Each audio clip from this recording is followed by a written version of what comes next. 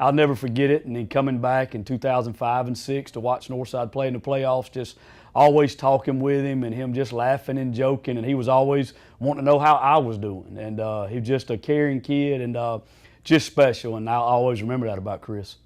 Now, Coach, these things kind of happen, unfortunately, on teams. And, we have incidences with kids and coaches.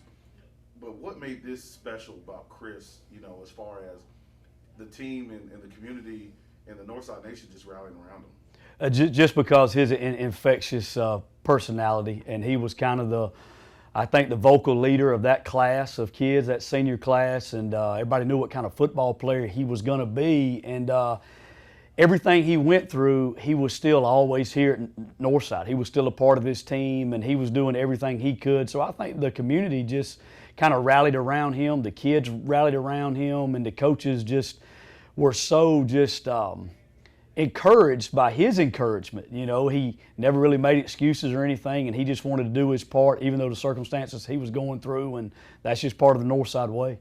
And that was a talented class. That was a very talented class, and you always say, man, how much better could it have been if he'd have been able to play? And I just think that was a tight-knit class, and that was a special group, and that group holds a special place in Northside history, the run they had and those 3 years, and it says a lot about that whole group.